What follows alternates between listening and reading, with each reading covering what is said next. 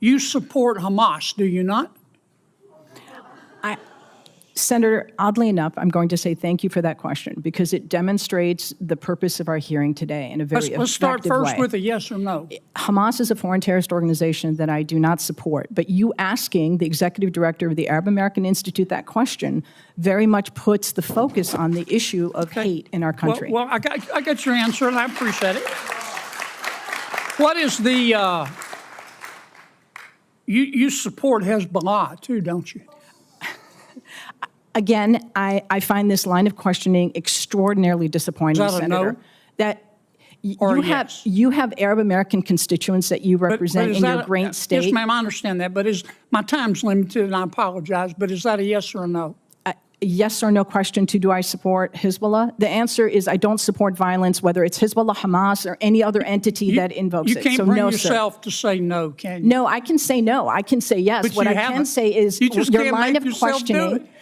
Do you Senator, support or oppose Iran and their hatred of Jews?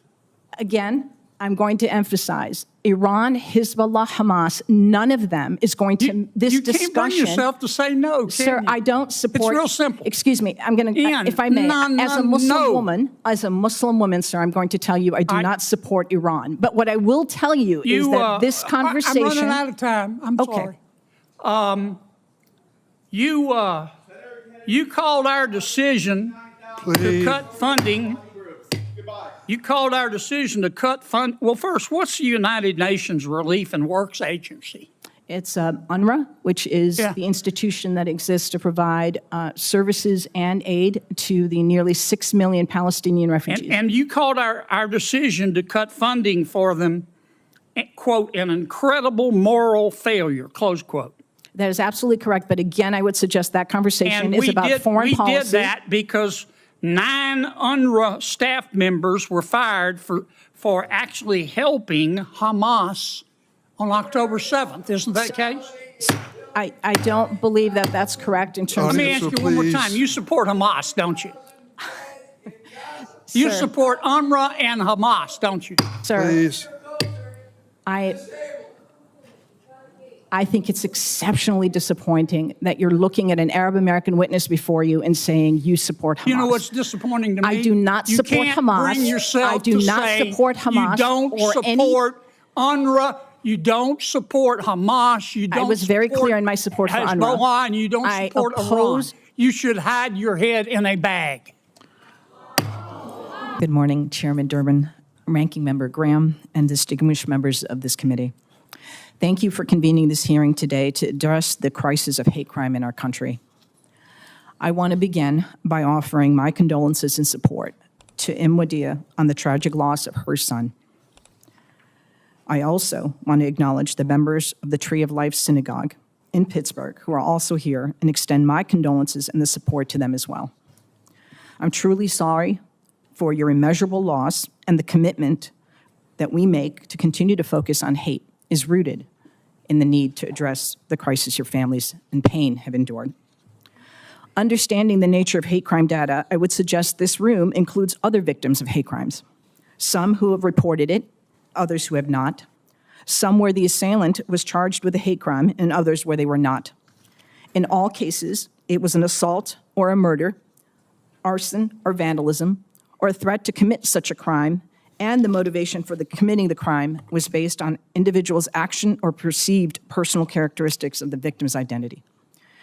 In all cases, it was a crime where the immediate victim was harmed, as well as others who may be like them, their community. Hate crimes instill fear in communities, and because the safety of us all is linked, because we are on a very basic level all in one community with one another, hate crimes impact our entire country. As we attempt to address this hate crime crisis we are in, we are well served remembering that. Why do I say a hate crime crisis?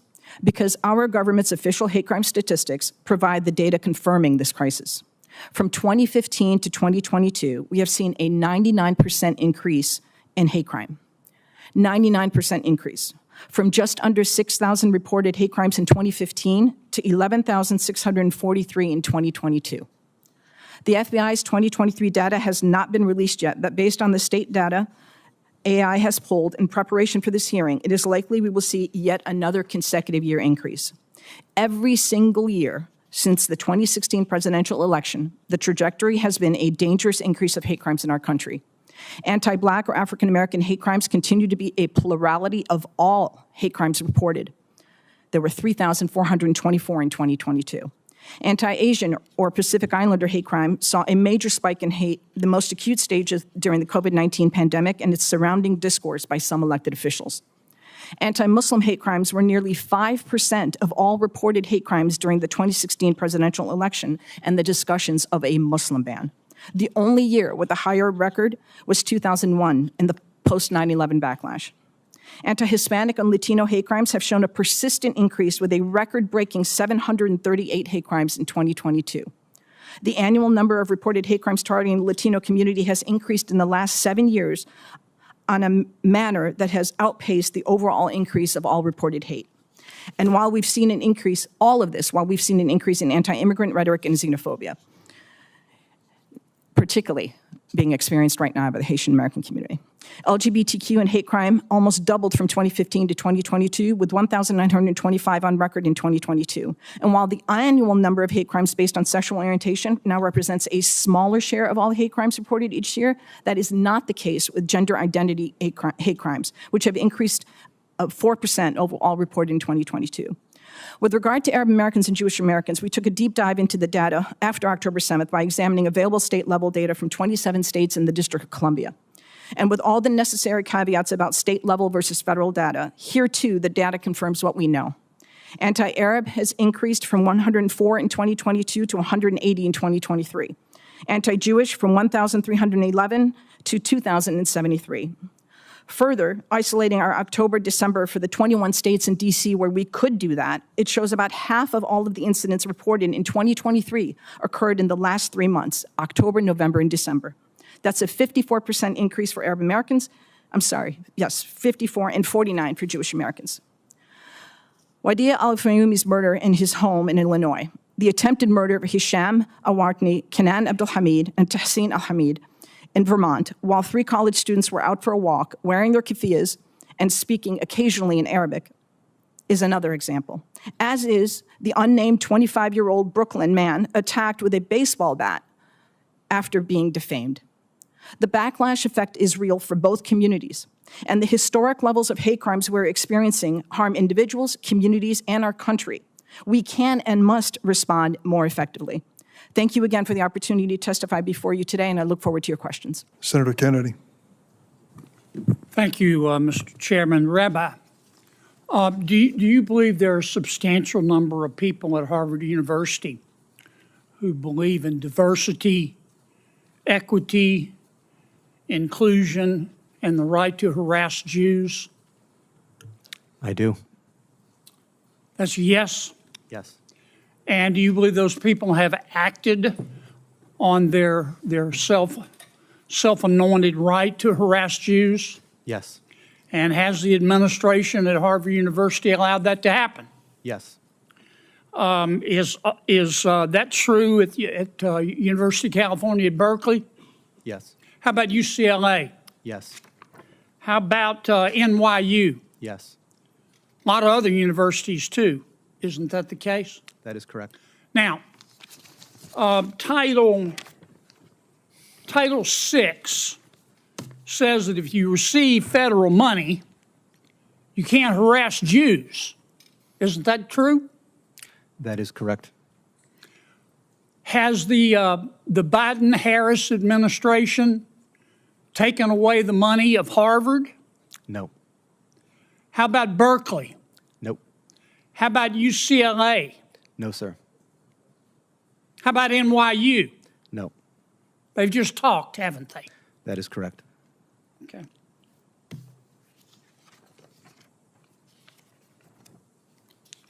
Do you think this condoned behavior at these universities, this condoned belief at these universities, and let me state it again, they believe in diversity, equity, inclusion, and the right to harass Jews. That's what they believe. what you do is what you believe. Everything else is just cottage cheese. Do you think that is consistent with their mission as universities? Absolutely not. Okay. So above and beyond the question of money, it is the morality, the purpose of higher education in America, is it not? That is correct. Ms. Berry, you are the executive director of the Arab American Institute. Is that correct? Correct, sir. Okay. And according to your website, you're also, I'm going to quote here, a longtime Democratic Party activist who served as a member of the 2016 Democratic National Convention's Platform Standing Committee, close quote. Is that correct? That's correct. Okay. You support Hamas, do you not? Senator, oddly enough, I'm going to say thank you for that question because it demonstrates the purpose of our hearing today in a very effective way. Let's start first with a yes or no. Hamas is a foreign terrorist organization that I do not support, but you asking the executive director of the Arab American Institute that question very much puts the focus on the issue of hate in our country. Well, I got your answer, and I appreciate it. What is the, you support Hezbollah too, don't you? Again, I find this line of questioning extraordinarily disappointing, Is that a Senator. no? That Or you have Arab American constituents that you represent in your great state. Yes, ma'am, I understand that, but my time's limited, and I apologize, but is that a yes or a no? A yes or no question to do I support Hezbollah? The answer is I don't support violence, whether it's Hezbollah, Hamas, or any other entity that invokes it. You can't So bring no, yourself sir. to say no, can you? No, I can say no. I can say yes. But What you I haven't. can say is You just your can't line make of yourself questioning. do it. Do you Senator, support or oppose Iran and their hatred of Jews? Again, I'm going to emphasize Iran, Hezbollah, Hamas, none of them is going to, this you discussion. can't bring yourself to say no, can Sir, you? I don't support. It's real simple. Excuse me. I'm going to, Ian, if I may, as a Muslim woman, sir, I'm going to tell you I do not support Iran. But what I will tell you is that this conversation. I'm running out of time. I'm sorry. Ms. Berry, I'm going to allow you to respond to any one or all of those questions at this point.